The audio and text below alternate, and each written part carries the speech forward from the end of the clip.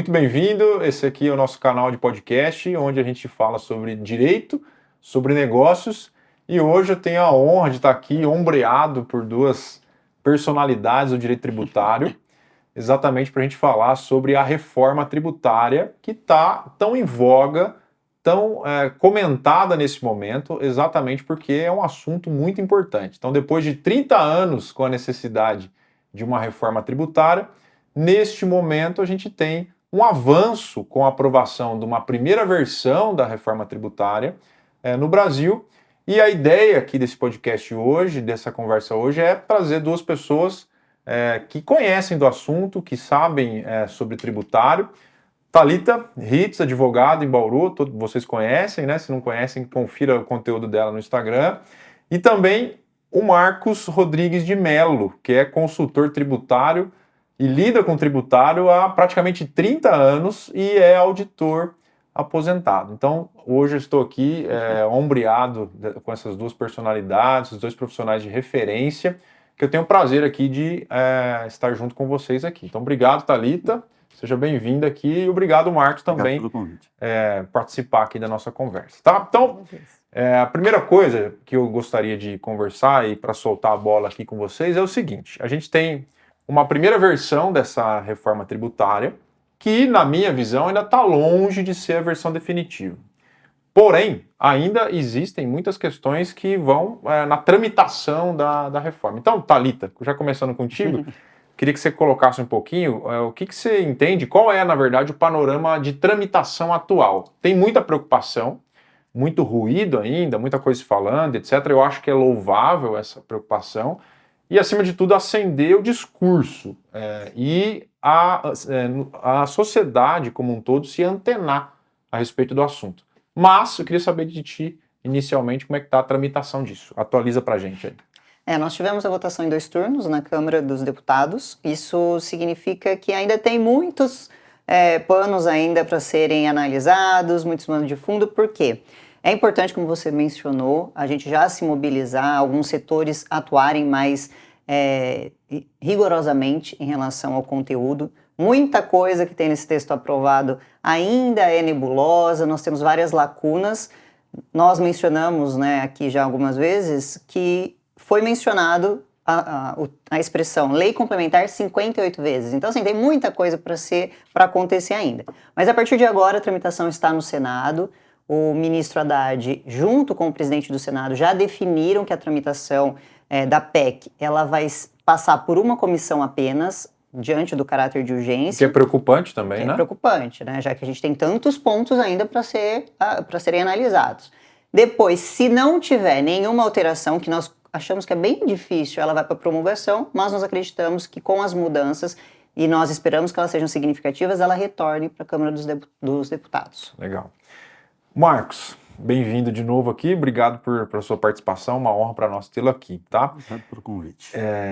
Eu queria saber de ti o seguinte: uma das coisas que a gente ouve falar é que aquela tributação em cascata ela vai diminuir com essa reforma. Esse é o primeiro ponto. O outro ponto é assim: se a gente tem já uma aprovação com esses termos que já existem, né, que foram aprovados na Câmara, a gente teria um novo sistema tributário? O que você acha?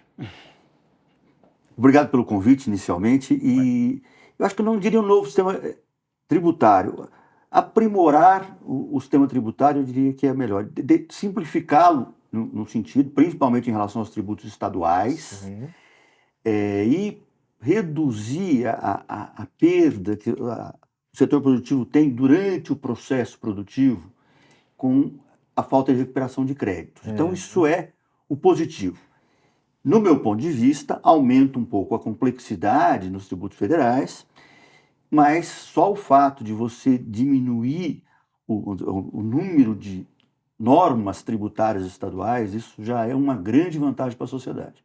Então, eu vejo bons olhos, lógico, como a Thalita colocou, tem muito a aprimorar, mas foi uma escolha da sociedade, o pronunciamento da Câmara foi bastante enfático, né? Agora precisa discutir, precisa que a sociedade participe para aprimorar esse projeto. A gente teve até uma votação expressiva, né? Até o que surpreendeu, né? Sim, o número de votação. Quanto a essa simplificação, eu vi muitas críticas, né? Porque a gente tem o PIS, COFINS e IPI sendo substituídos pelo CBS, ICMS e ISS sendo substituídos pelo IBS, que é esse IVA dual. Agora, existe muita crítica no sentido de que, ainda que a gente tenha uma redução da quantidade de impostos, a gente eventualmente vai ter uma carga tributária majorada. Então, não necessariamente a redução do número de impostos vai significar uma redução na cobrança, né, no final da ponta. Né? O que vocês acham em relação a isso? A gente estava até conversando agora há pouco, né, que deveria ter sido precedida, no melhor cenário dos mundos, por uma reforma administrativa para enxugar custo. Mas não foi isso que aconteceu. Então, nós temos aí que lidar com as questões quantitativas dessa reforma, mas que a gente ainda não sabe exatamente, né? Tem alguns estudos. Sim. A premissa que foi estabelecida é que não haveria aumento de carga geral. Não há compromisso de que não vai existir setorial o aumento de carga. E que, a partir dessas alíquotas iniciais, aí, durante vamos dizer, o trâmite, durante a transição, elas vão servir para estudos que vão ser feitos, inclusive pelo Tribunal de Contas, para manter a carga geral. Então, não há nenhum sinal de que há redução de carga com esse projeto. Pode ter setores que tenham redução, mas vai compensar com aumento em outros. Inicialmente, a proposta era um IVA só. Então, apenas um tributo queria substituir todos. Uma alíquota padronizada. Há dificuldades para isso, dificuldades de natureza federativa e política. Então, hoje você já vê que são uma contribuição em imposto, e ainda assim com exceções, que acho difícil serem evitadas ao todo. O projeto, no seu nascedouro, era a visão ideal. Realmente a grande simplificação. Não se tornou politicamente viável. E também havia dúvidas sobre a questão federativa. Então é a solução. Porque a solução possível é a política. Não é a teórica, não é a doutrinária. É possível de ser aceita, né? Sim, porque é a sociedade discutindo, né? Então eu acredito que realmente há um avanço grande, necessita aprimorar, mas não vejo essa possibilidade. Se alguém está sonhando em redução de carga, não é esta reforma que fará, como bem dito pela Thalita. A reforma para reduzir carga é do lado da despesa, não é do lado da receita. Reforma administrativa. A receita segue a despesa, não tem. Ou tem inflação. Então você tem que ter essa equação. Não tem como fazer mágica, né? Se se na verdade o gasto é alto, ele precisa cumprir isso de alguma forma através da arrecadação. Se o gasto ele não foi reduzido, não tem como falar em redução da carga tributária. O que eu penso é que, ainda que a gente evidentemente tenha necessidade de uma reforma tributária, no Brasil as coisas costumam acontecer conforme o momento político e, como o Marcos mencionou, possível de ser aprovado. A reforma administrativa, ela coloca em xeque e cutuca, entre aspas, muitos setores, né, do Brasil que você tem um problema para encarar isso. Então é como se a gente fosse um grande condomínio, e esse condomínio, toda vez que precisa fazer alguma espécie de investimento, ao invés de fazer a lição de casa e tentar reduzir algum custo, não, a gente aumenta o condomínio porque são várias pessoas contribuindo, setorialmente eu vou conseguir alocar uma majoração de alíquota, a outra vai permanecer a mesma, então a gente vai conseguindo fazer essa troca. Mas, de todo modo, a existência dessa proposta de emenda constitucional, a reforma, ela é uma sinalização positiva. O que a gente tem que fazer, como vocês mencionaram aqui, é acompanhar para ver quais vão ser os desdobramentos. Né? Mas o que me preocupa de início, e bem na linha do que vocês falaram, é a existência de inúmeras menções em leis complementares. Então a gente tem uma receita de bolo, vamos colocar assim, mas a gente ainda não tem a demonstração de quais ingredientes vão compor tudo isso. O que você acha em relação a isso? Houve uma necessidade de fazer isso, não é o ideal, porque você vai deixar para o legislador complementar muitas definições relevantes, muito relevantes. Essa é a preocupação. Com um quórum reduzido. Então, muda muito a vida da sociedade com um quórum reduzido. Então, não houve outra solução, mas preocupante. Fica uma carta aí em branco aí para ser preenchida com menos rigor do que seria na emenda. Eu só gostaria, quando foi falado lá de carga, tem um outro ponto que eu acho que tem que pensar em termos de médio e longo prazo, pensando nas novas gerações, que é o provável aumento de produtividade da economia com a reforma. Os ganhos econômicos da reforma precisam ser levados em consideração. Nós temos toda essa questão do funcionamento das empresas, jurídico, mas atrair investimento, você simplificar a vida das empresas na questão tributária, isso traz ganhos muito importantes para a produtividade das empresas. E atrai até investimentos. E, consequentemente, aumento do PIB. Aumentando o PIB, aí você pode ter uma redução de carga de longo prazo, de médio e longo prazo, em função do aumento do PIB pelo aumento da produtividade da economia. Esse eu diria que é um ganho muito importante que tem que ser levado em consideração. Embora num momento zero não exista redução de carga, se nós pensarmos no médio e longo prazo, pelo menos todos os estudos indicam, o aumento de produtividade da economia deve trazer essa redução. Isso para um setor de indústria específico, por exemplo, ou você... No geral da economia. No geral. No geral da economia. No primeiro momento, haverá um certo incômodo, porque os preços relativos vão ser alterados. Exatamente. Esse impacto inicial. Né? Isso vai nos incomodar. A dor do primeiro momento. Esperamos que isso tenha uma tendência a se resolver, né? Mas haverá um incômodo nesse sentido. Existe um caminhar para uma tendência mundial, né? O IVA ele é uma tendência global e o Brasil está tentando ir nessa corrente, né? Aí, como foi falado lá no início da nossa conversa, nós tivemos que adequar de acordo com as necessidades do Brasil, inclusive considerando o tamanho do Brasil. Né? Então, daí nós fizemos essa adaptação, fizemos o IVA dual, pensando em uma parte centralizada para a União e outra parte entre estados e municípios. Mas a gente tem um período para tentar trabalhar aquilo que está lacunoso ainda no Senado, porque isso me preocupa mesmo, né? A forma de votação, enquanto uma PEC, que é uma emenda à Constituição, ele tem um rigor maior, existe ali uma necessidade, né, de mais pessoas votantes, e quando a gente coloca isso para uma lei complementar, isso reduz e aí pode virar uma lei Candir, né? Que até hoje tem coisas sem ser regulamentada. Mas eu acho que não podemos esquecer também que para ser um ator global como o Brasil precisa da força exportador. E essa reforma é muito importante para o exportador. Exportador. A perda no processo produtivo do exportador hoje, mesmo com a sistemática, não como uma atividade de PIS/COFINS, ainda é muito grande. Então isso torna o Brasil mais competitivo.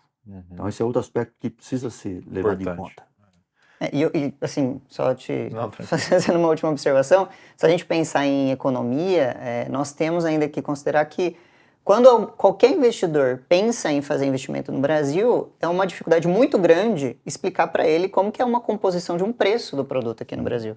O valuation de uma empresa, ele acaba sendo assim, rigorosamente afetado por conta dessa dificuldade de explicar a tributação no Brasil.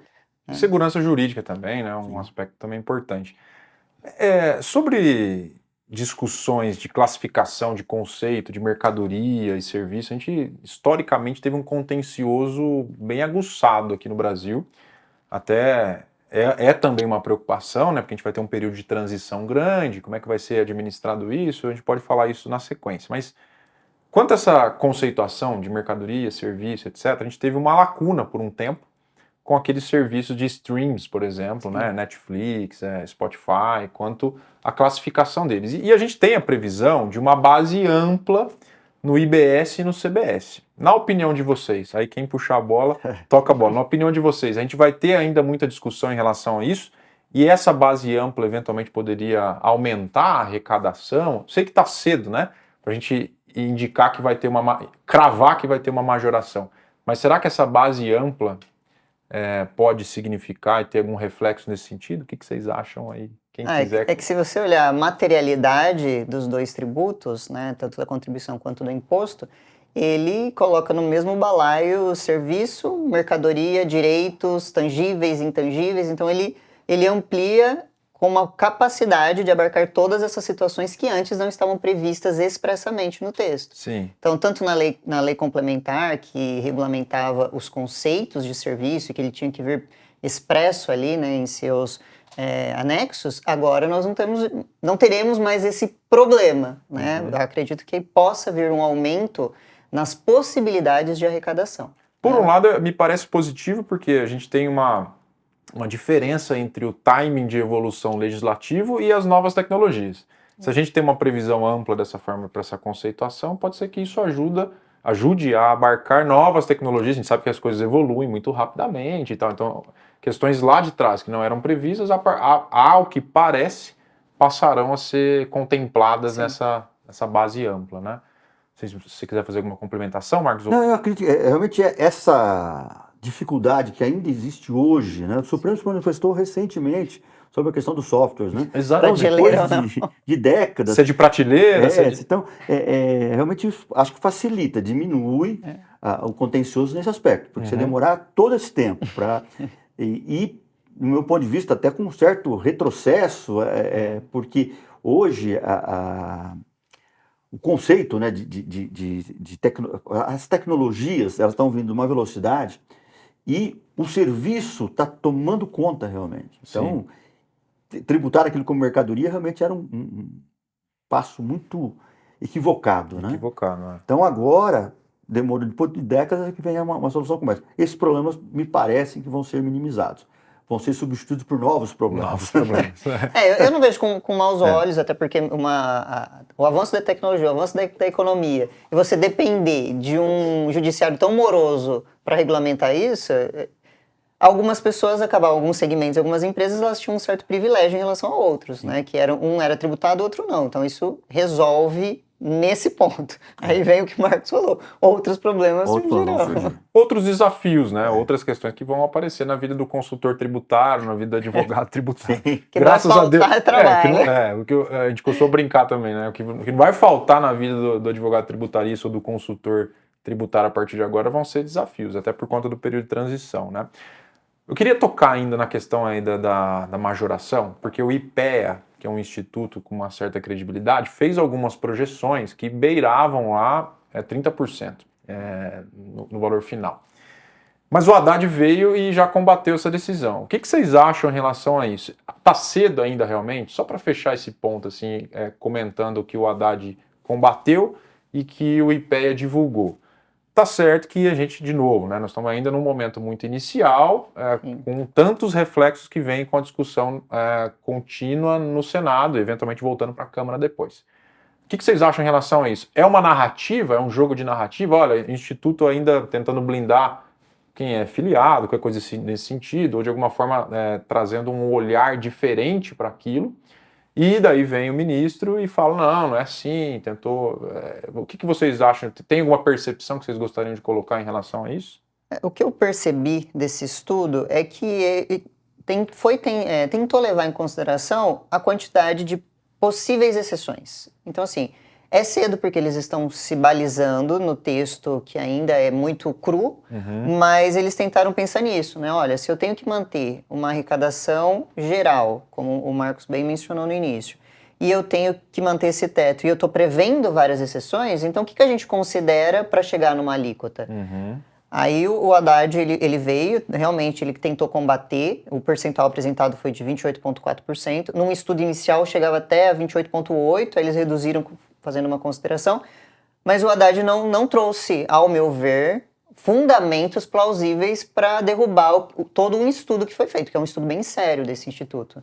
Então, é cedo, mas parece que é um percentual plausível. Teremos cenas dos próximos capítulos, provavelmente. O que me chamou a atenção no argumento do ministro foi a questão da provável redução de sonegação.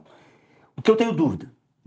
Eu tenho dúvida e se não houver uma estruturação da administração fazendária para enfrentar esse volume imenso de crédito que nós vamos ter, a gente trabalhou já com tributos em que o crédito era muito relevante, por exemplo, o IPI. O IPI deu muito trabalho para a administração fazendária. E as administrações em geral estão muito desestruturadas. Entendi. para ter realmente essa influência positiva de redução, tem que se pensar em estruturar a administração tributária para evitar, porque é curva de Laffer quando você aplica na alíquota. Uma alíquota excessiva, o prêmio para a sonegação é muito grande. Muito grande. Ganha-se muito sonegando. É quase que um estímulo indireto. Então, você tendo essa alíquota alta e um direito de crédito universal, praticamente, nós estamos falando, olha, todo mundo vai para um tributo não cumulativo. Embora eu entenda a vantagem da não cumulatividade, do ponto de vista da eficiência, não é o que a gente vê na realidade, na opção do cidadão. A empresa brasileira faz opção pelo tributo cumulativo. Sim. Simples, presumido, e ele pensa muito mais na simplicidade e quanto ele vai pagar ao final. Isso que eles querem saber, se tem uma previsão de final, né? Ao final, se a gente tiver não cumulatividade, eu acho excelente, há ganho sim de eficiência, só que tem que se pensar, o crédito vai ter um valor muito grande. Uma alíquota alta é um prêmio para o sonegador muito alto. Sim. Então isso tem que se pensar em estruturar realmente, aprofundar a informatização, todas as ferramentas de inteligência, porque senão o contribuinte sério pode sim ser penalizado, porque o contribuinte sério vai ter um aumento de preço relativo. Não adianta, isso aí está na conta.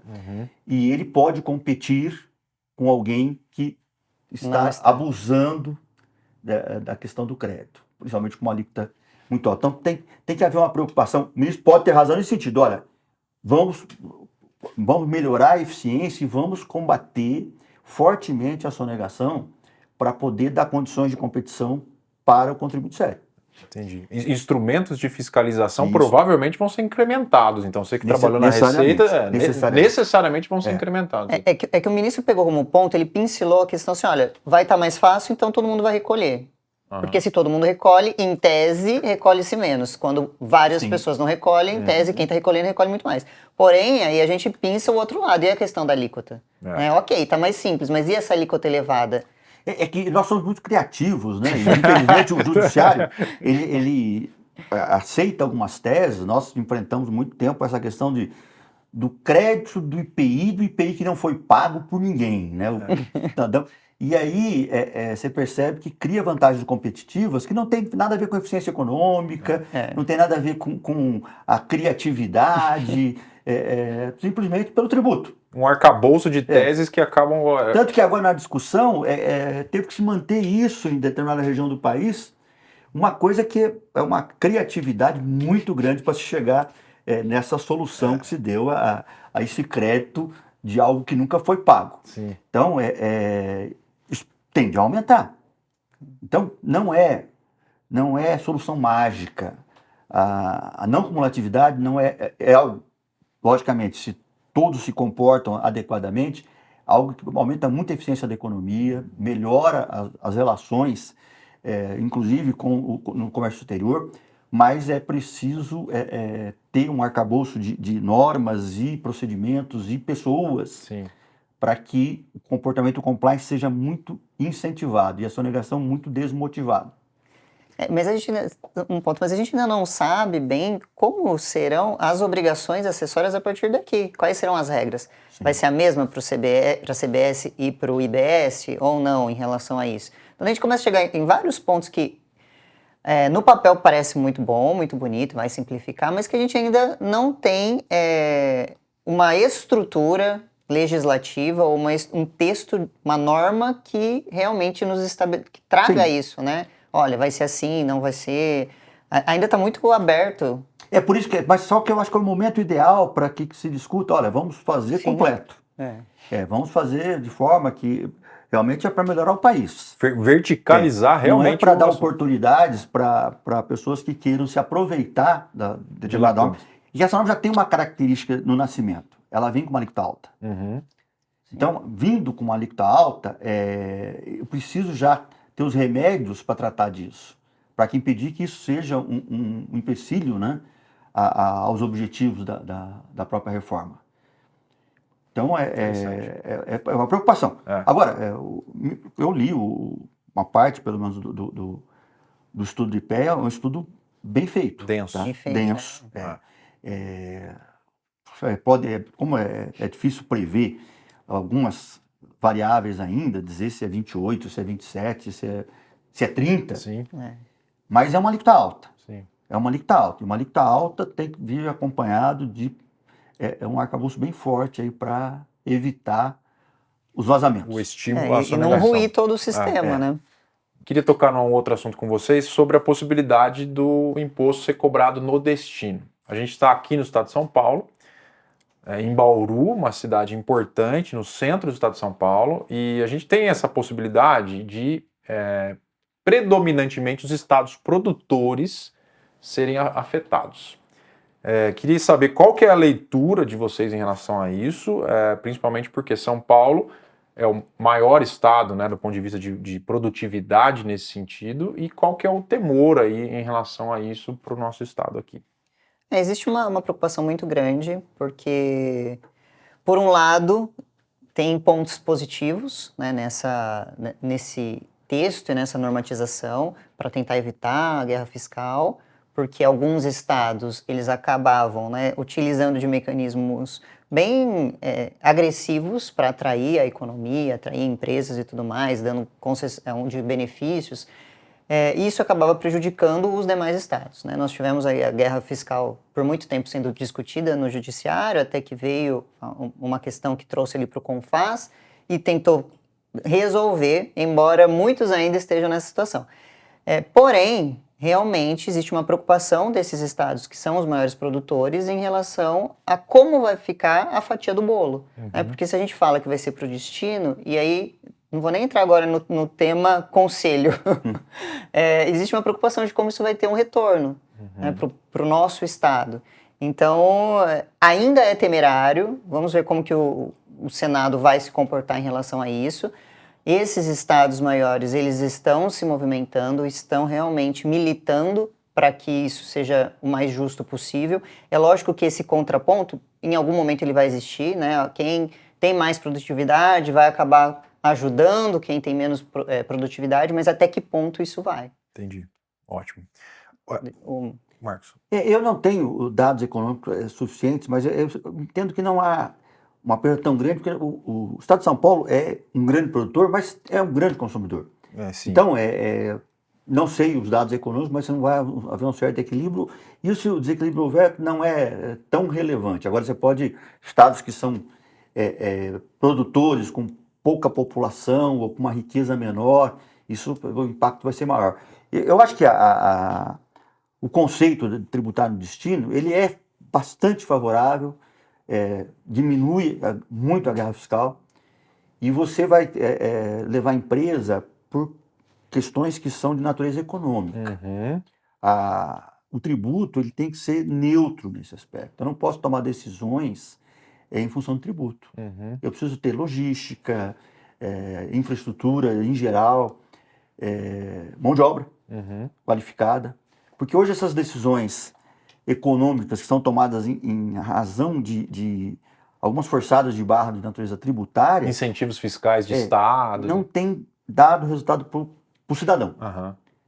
Às vezes traz vantagens aí para determinadas pessoas, mas o cidadão, ao final, não vê resultado disso. Na prática, eu entendo que uma vez, se isso for para frente, né, reflexamente, a gente vai ter um estímulo ao planejamento tributário adequado, a um compliance fiscal adequado, e aí isso em sinergia com o vetor econômico da empresa, e não necessariamente por alocação de parque fabril, indústrias, etc., onde necessariamente tem algum incentivo adicional, né?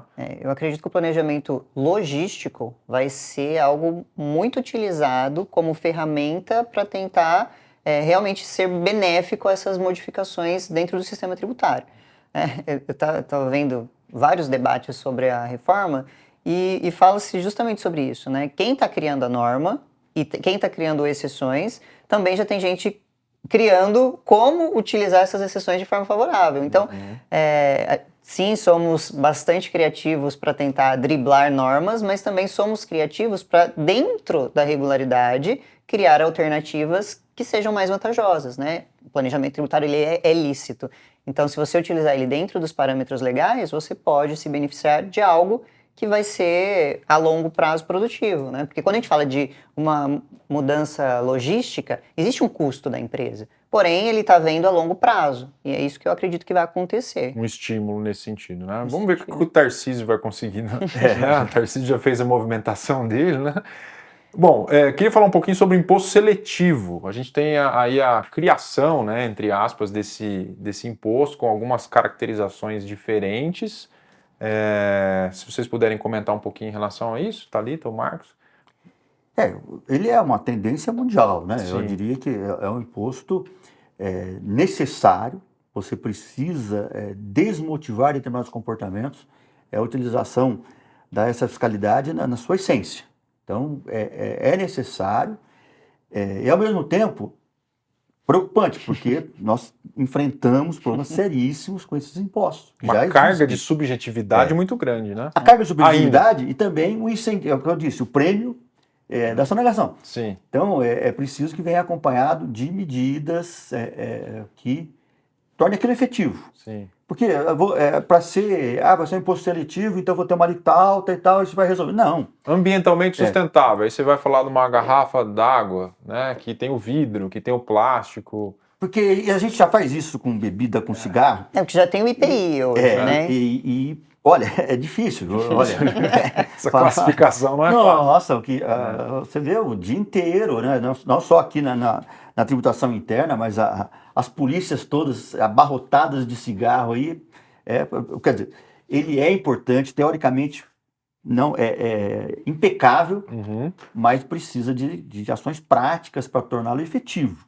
Isso ainda vai ser muito objeto de discussão e lobby, vamos colocar assim, né? Estamos aqui num ambiente controlado, mas vai ter um lobby, porque setorialmente, se o meu produto for classificado como prejudicial ao meio ambiente, eu vou ter uma discussão gigantesca, né? Sim, decisões do STF, provavelmente, quanto à constitucionalidade disso e tudo mais, né? Assim, não é uma novidade para os brasileiros, porque a gente tem o IPI e tem já a alíquota que vai, né? Produto de beleza, a alíquota vai lá em cima, aí tem um planejamento tributário, faz dá uma mexidinha, coloca ele como um produto que é essencial ali para higiene pessoal e você consegue reduzir. Não vou nem falar o nome desse planejamento tributário. Muito termo, né? Mas aí que entra. O que vai ser seletivo, quais serão os critérios, porque não foram estabelecidos. Né? O que faz mal para o meio ambiente e para a saúde é muito amplo. Então, como que a gente vai trabalhar com isso? E aí entram as exceções e continua o planejamento tributário. Porque o que faz mal para a saúde? Né? Sal, açúcar? O que faz mal para o meio ambiente? Cada momento garrafa é uma PET? coisa, né? Então, a gente ainda está... De novo, vamos depender de regulamentação. Legal, um assunto polêmico mesmo. Mas falando em polêmica... Sim. Eu queria falar um pouquinho sobre o Conselho Federativo.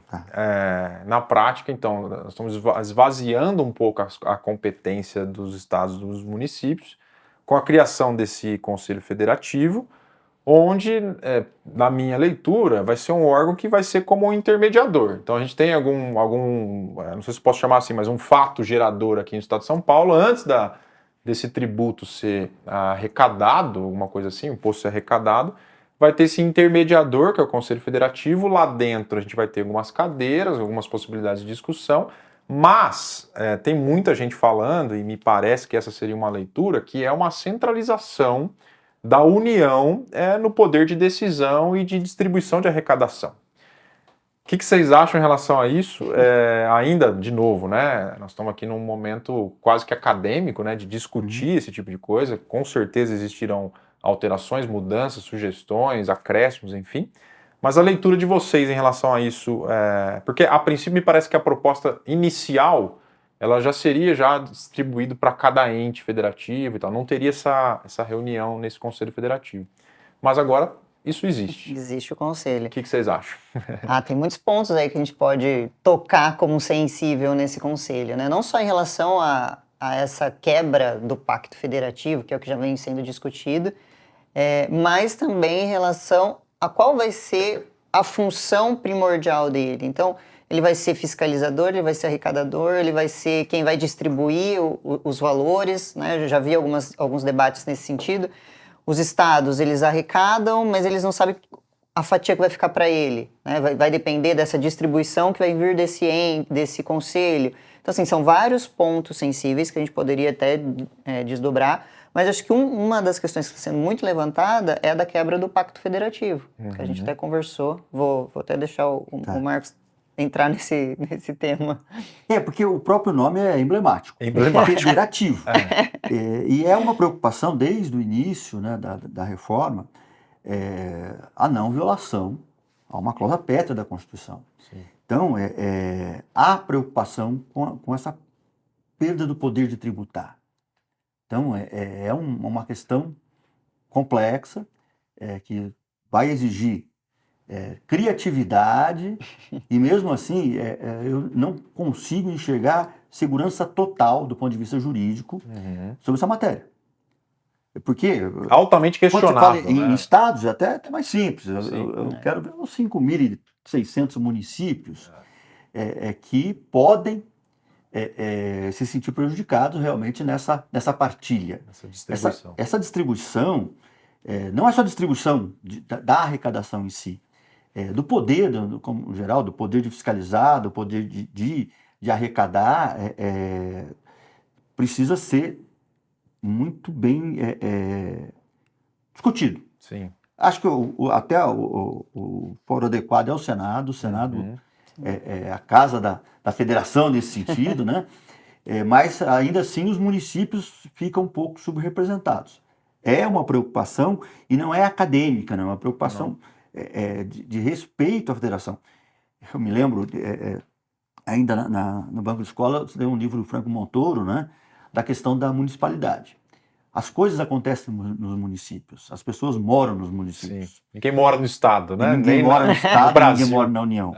Então, quando o município perde, o cidadão perde. Sim. Porque o cidadão é atendido no posto de saúde daqui. Todas essas discussões que acontecem, e aí você vê até algumas distorções do sistema político brasileiro, né? O orçamento sendo abocanhado por questões que não tem nada a ver com o direito do cidadão àquela parcela do orçamento. Então, isso afeta muito a vida do cidadão. Isso deveria estar sendo discutido aí nas comunidades mesmo, para dizer, olha, o município tem que prestar serviço, é ele que efetivamente presta o serviço diretamente ao cidadão. Então, essa questão é muito séria. Se existir realmente esse esvaziamento, né, de poder de fiscalização e arrecadação, praticamente o município, do ponto de vista tributário, vai ficar totalmente alijado. Você quer, talvez tenha razão de existir, vamos colocar assim. Nesse sentido, né? Nesse aspecto. É uma complexidade. O poder que se deu ao município na nossa Constituição é uma complexidade. Exato. Mas, ao mesmo tempo, houve a sensibilidade de entender que é lá que as coisas acontecem.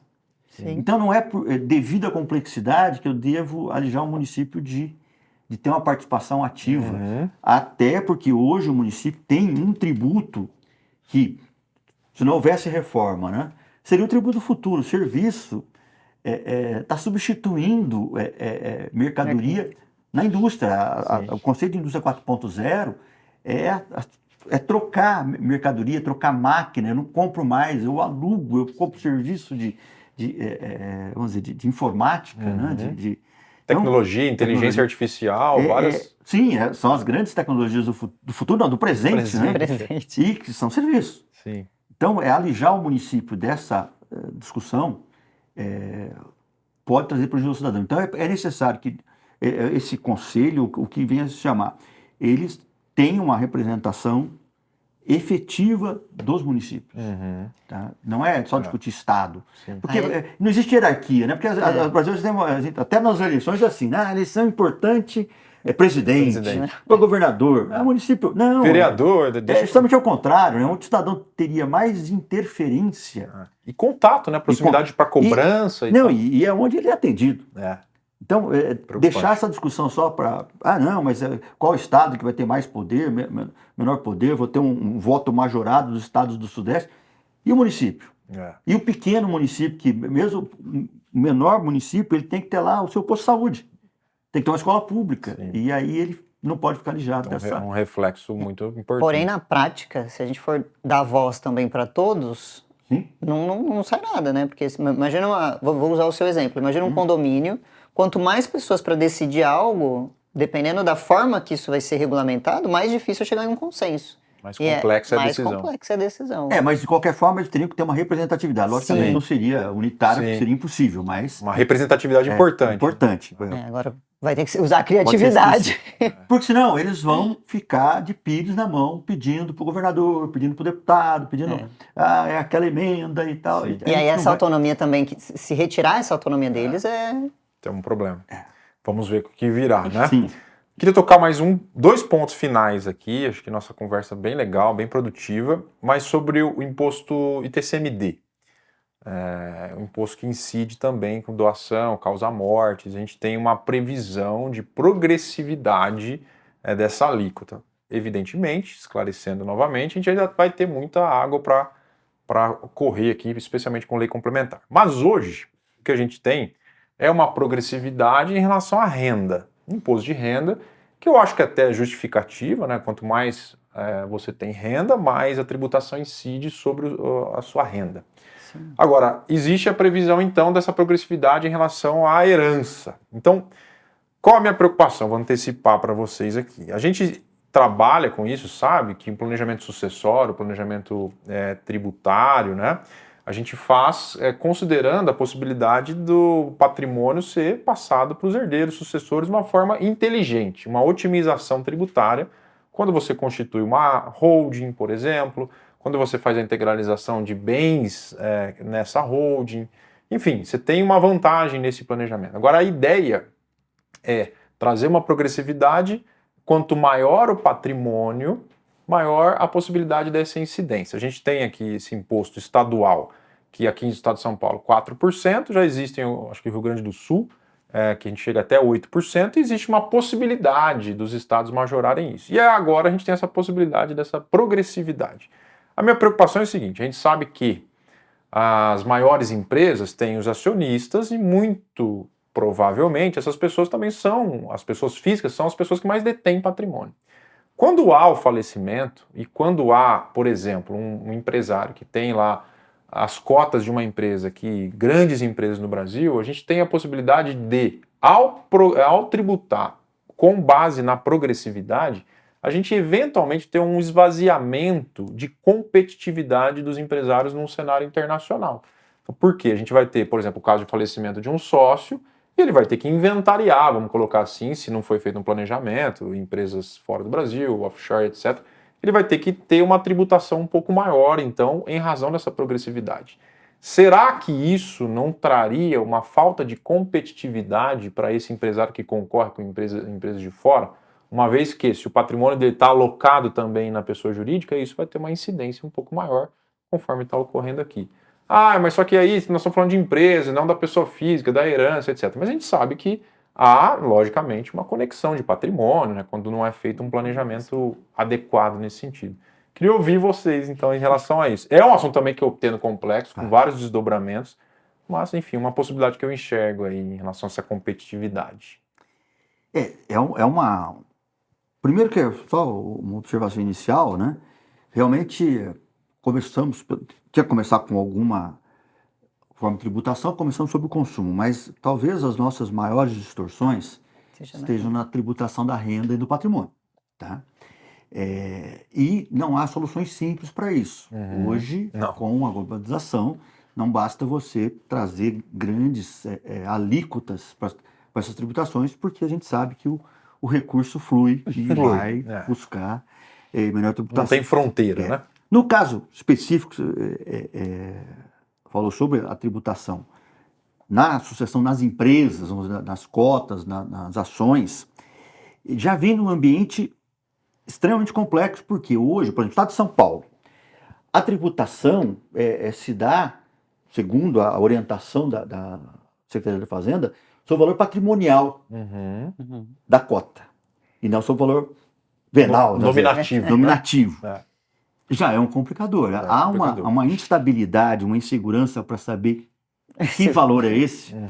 Quem trabalha com valuation vai saber que isso é um troço extrema, depende de tanta coisa, né? Inclusive do fator econômico, político, Sim, segurança jurídica. o momento que está vivendo. Então, isso vem já nesse ambiente. Já não sei a base de cálculo. Já não é um ambiente tão amistoso, vamos colocar assim. Já não sei a base de cálculo. E vou ter uma insegurança sobre a alíquota também.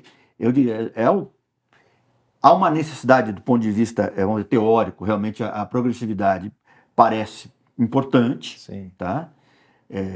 Embora você tenha citado o imposto sobre a renda, eu não vejo ela acontecendo hoje, eu acho que hoje ela acabou. Ela está num patamar muito pequeno. Chega no teto, classe média baixa.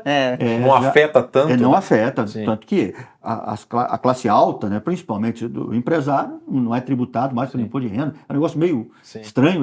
Distribuição de lucro. Para mim é uma das maiores distorções. Só tem no Brasil e não é jabuticaba, é esquisito. Então, mas tudo bem, então nós teríamos que reformar o todo, né? Sim. Da onde, porque o Constituinte, ele buscou lá, em 88, já tinha nas constituições anteriores, sinais que expressassem riqueza, capacidade econômica. Mais do que isso, capacidade contributiva, tá? E alíquotas muito altas, né, no imposto sobre doação, lógico, isso eu diria, é necessário uma transição, mas ela pode impactar economicamente, até porque, não no caso específico que você citou, patrimônio muitas vezes não quer dizer disponibilidade para pagamento. Então, é muito comum ter que dispor do patrimônio. Esvaziar o patrimônio para pagar. E aí, numa situação, o prazo é muito curto. Então, a capacidade contributiva fica um pouco fragilizada. E eu não sei por que esse momento. Eu acho que isso aí tinha que ser discutido não agora. Numa reforma Concordo. Sobre a renda. Sobre o patrimônio, sobre a renda, o conjunto de situações, entender que as coisas precisam, elas se comunicam, né? Por exemplo, eu sou favorável à questão da tributação do lucro e dividendos, mas isso tem que vir acompanhado de uma redução de tributação da pessoa jurídica, senão vamos ficar com uma alíquota das mais altas do mundo. Exatamente. Então, se não for uma reforma completa, né? Você perde competitividade. Exatamente. Então, deslocar a tributação da jurídica para a física, perfeito. Eu acho que isso é bem coerente. Mas se eu mantiver a carga da jurídica em 34, de imposto de renda e contribuição, e mais a tributação ali, eu vou desequilibrar. O país fica fora de condições de competitividade. A gente sabe que quem sustenta o Brasil são as indústrias, então, empresas. É necessário. Não dá para... Quando você pensa em competitividade, você está pensando em sobrevivência, progresso e emprego de qualidade. Então, você precisa pensar nas coisas em conjunto. O ITCMD também tem que ser pensado nesse sentido. Nós precisamos reformar o ITCMD. Algumas coisas absurdas estavam acontecendo, já estão sendo resolvidas pelo judiciário, não pelo legislativo, né? Por isso o legislativo precisa acordar para essa tributação está muito parada no tempo. Então precisamos rever aí os conceitos. Essa legislação, quando foi feita, pensava-se muito, a propriedade é o terreno, a casa. Que hoje, a economia mudou. Cotas societárias, você tem criptomoeda. Sim, onde está a riqueza, né? Você vai pensar o que é o... Então, tem muito desdobramento. Tem que pensar, sou a favor da tese, mas não é algo para ser feito de afogadilho. Simplesmente, vamos aumentar ali, ter essa progressividade. Tem que pensar nas consequências, inclusive dessa colocação que você fez da perda de competitividade internacional. Quando você pensa em as pessoas são sócias de empresas multinacionais, e é onde estão os grandes valores, né? Então, a quantidade de empregos gerados, até tributo recolhido. Eu vejo que a distorção no Brasil ela tentar seguir uma tendência mundial. Então, temos vou até tocar nesse ponto. Nós temos a tributação de dividendos considerando outros países. Só que o Brasil, ele pega o que tem de melhor em todos, junta tudo aqui e aí a conta não fecha. Então você onera realmente a pessoa jurídica, você onera a pessoa física e aí isso tudo acaba desestimulando ao invés de estimular, que seria a intenção. Então essas distorções é que acabam prejudicando. Eu concordo que a gente tem que fazer uma análise, e aí também concordo com o Marcos quando ele fala que o ITCMD deveria ter sido analisado junto com a questão da reforma sobre patrimônio e sobre renda, porque senão começam novas distorções. A gente acaba com algumas e cria outras, né? Porque se eu começo a aumentar gradativamente a renda sobre a pessoa física e também onero a pessoa jurídica, ainda que indiretamente, como no ponto que você trouxe, aí eu não estou estimulando. Perfeito. O meu receio em relação a isso são vieses governamentais e o mote que isso vai ser conduzido. Então eu tenho receio em relação a isso, vamos torcer para que as coisas sejam avaliadas do ponto de vista macro, né? Então você está estatizando a empresa exatamente. privada. Cada vez mais o Estado vai ter, enfim, né? São outras questões, mas ótimo, eu agradeço o comentário de vocês, super valioso nesse sentido também, é uma preocupação. Bom, por fim, eu queria falar com vocês então sobre a transição. A gente tem uma preocupação grande, né? Eu imagino que vocês também estão de cabelo em pé aí, uma como advogado tributarista, outra como consultor tributário, tantos reflexos em relação a isso. A gente vai ter um período grande de vigência dos dois sistemas.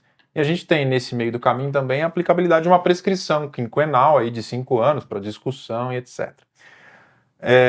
Qual é a percepção de vocês em relação a essa coexistência, ao menos por um período, né, salvo engano até 2033, desses dois sistemas? A gente vai ter muitas teses, muitas subteses, teses filhotes, enfim. Qual que é a visão de vocês em relação a isso? Quem quer começar?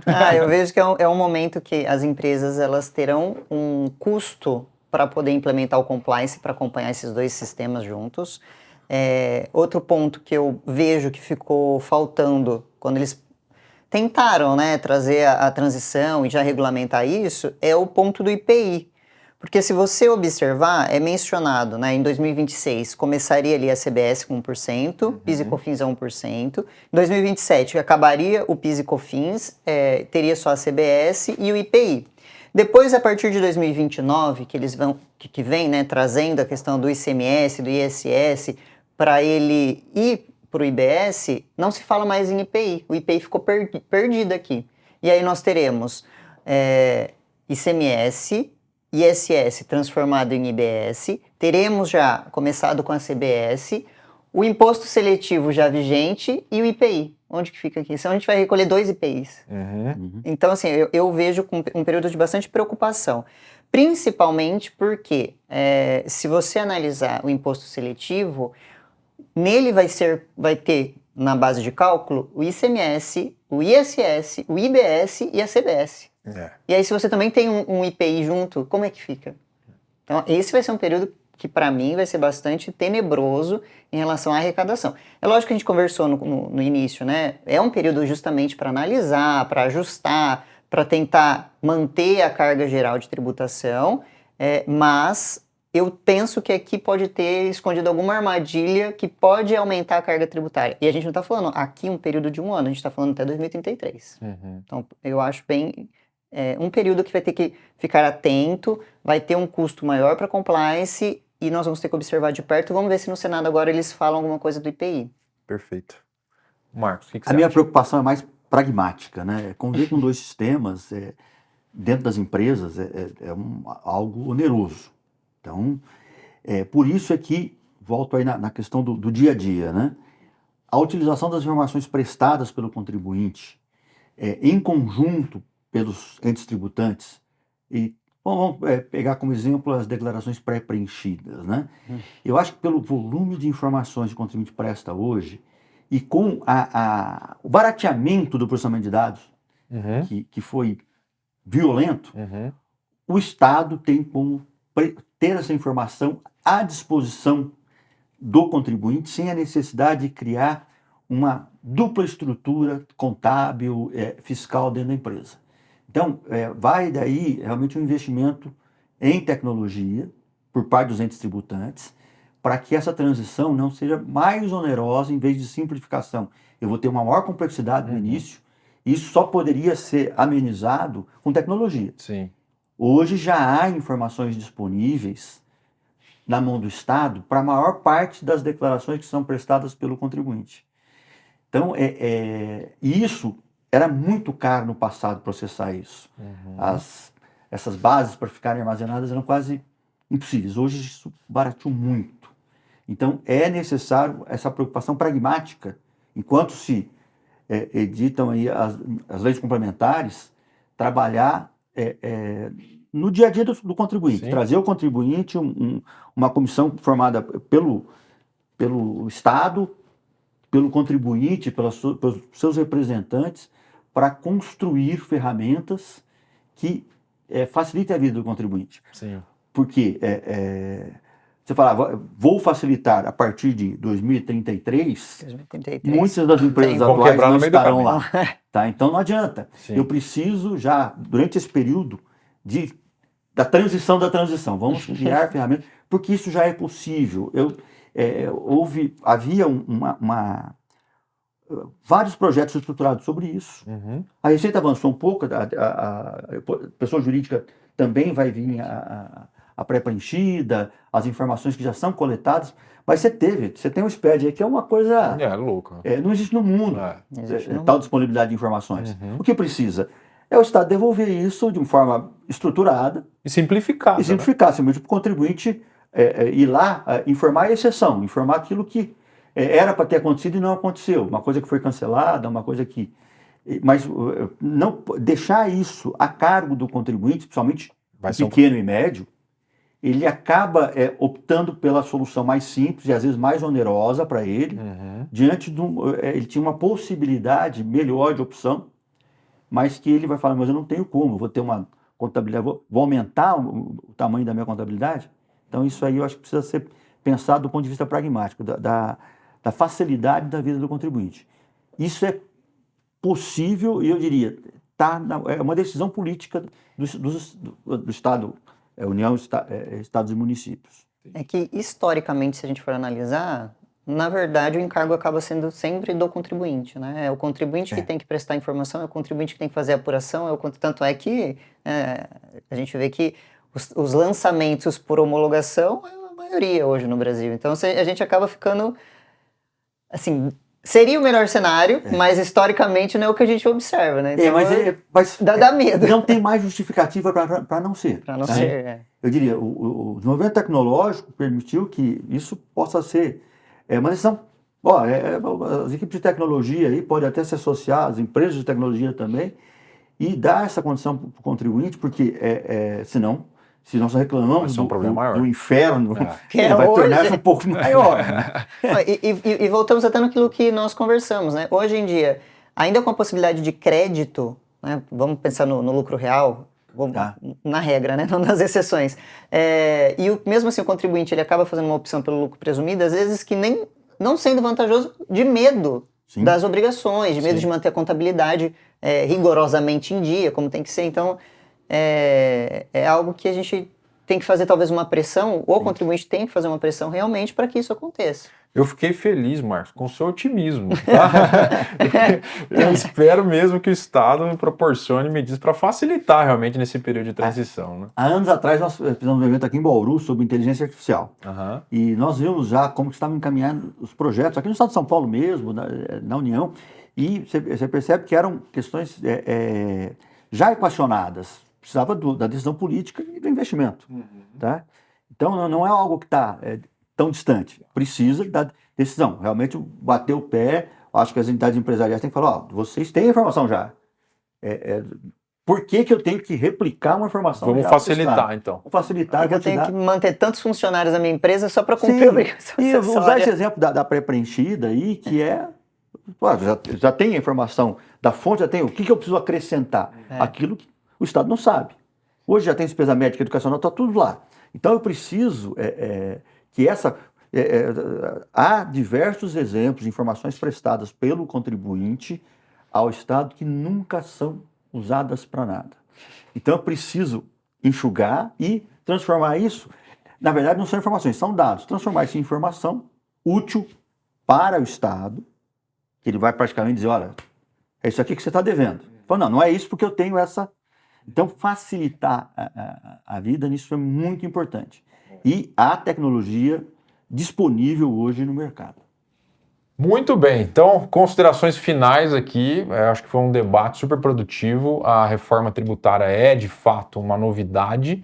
Vamos torcer para que isso seja encaminhado pelo Senado da melhor forma possível, que esses pontos que a gente mencionou aqui, ainda que sucintamente, né, mas como preocupantes, sejam observados também.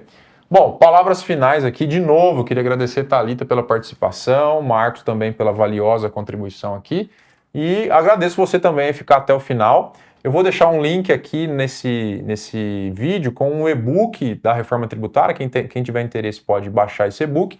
E Thalita, palavras finais então, depois eu passo a palavra para o Marcos e a gente encerra nosso bate-papo aqui. Bom, é um momento de bastante atenção das empresas. Os setores da economia mais afetados devem sim militar para que eles não sofram tanto, né? Vou até fazer um asterisco aqui no setor de serviço, que sem dúvida vai ser um dos mais afetados, por conta da alíquota, que ainda não sabemos qual vai ser exatamente, mas por conta da ausência de créditos, né? Já que a folha de salário não permite, pelo menos por enquanto, créditos nesse sentido. Então, vai ser o mais afetado. A indústria se movimentou, fez o dever de casa.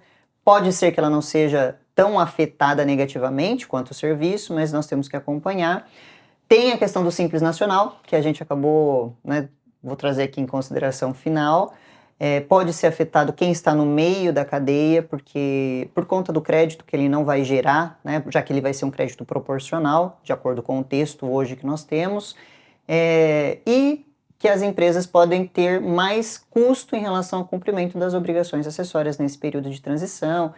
Nós debatemos aqui nos bastidores que não deveria ser assim, né? Vou deixar essa complementação para o Marcos, mas ela pode sofrer durante esse período, mas é um momento de bastante atenção. Para os meus alunos, fica aqui a informação de que não vai faltar trabalho, nós teremos muitas demandas pela frente, os empresários eles vão precisar muito agora de orientação, de como prosseguir, vai demandar o consultivo, acredito que o contencioso vai ser de novo, a gente falava que tinha acabado as teses, né, mas agora elas podem voltar para o nosso dia a dia, então é um período de muito trabalho, porém é um período que vai demandar muito estudo também, tá? E acompanhar aí todas as mudanças do setor. Obrigado, Thalita. Marcos, por favor, então suas considerações finais aqui. Primeiro, um agradecimento aí pelo convite, foi realmente uma conversa muito boa.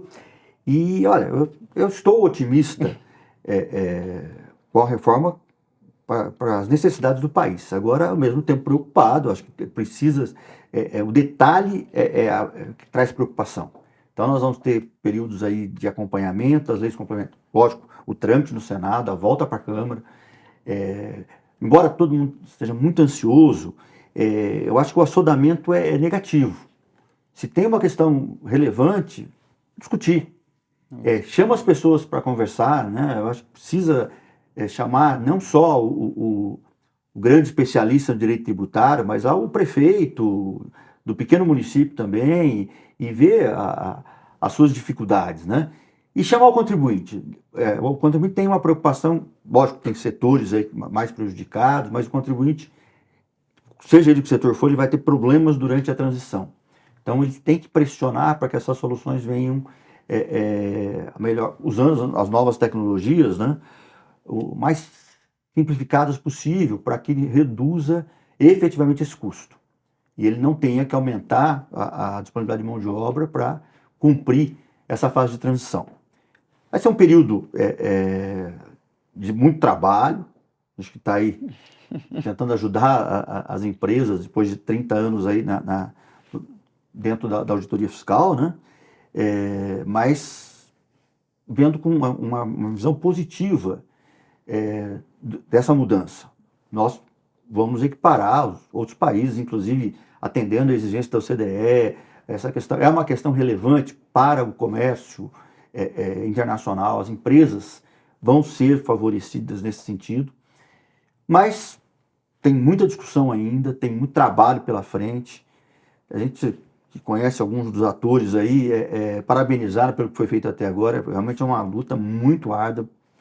Eu mesmo teve vários momentos de muitas dúvidas, ainda tenho algumas, principalmente esses setores que vão ser prejudicados pela reforma, eles precisam ser ouvidos. Sim. Buscar alternativas, soluções, como a gente sempre vê, é uma reforma que tem que ser uma reforma para o país, não é uma reforma para privilegiar ou prejudicar determinados setores. Mas Muito obrigado.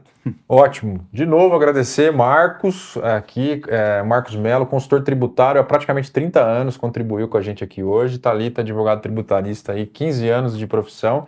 E vocês também, agradecendo aí. Consultor apenas 1 ano, 30 anos de direito tributário. 30 anos conhecendo a matéria de direito tributário. Olha só, foi auditor da Receita Federal, então conhece muito, vocês viram aqui um pouquinho. Agradecer também a audiência de vocês. Se vocês entenderem que faça sentido, encaminhe esse vídeo para o seu amigo empresário, para sua família, enfim. Estamos aqui à disposição. A ideia é contribuir aqui com esse podcast. De novo, muito obrigado. Até mais. Já se inscreve no canal que tem muitos outros conteúdos e a reforma tributária não para por aqui. Então, nós teremos outras rodadas dessa. É isso. Até mais. Obrigado. Obrigado.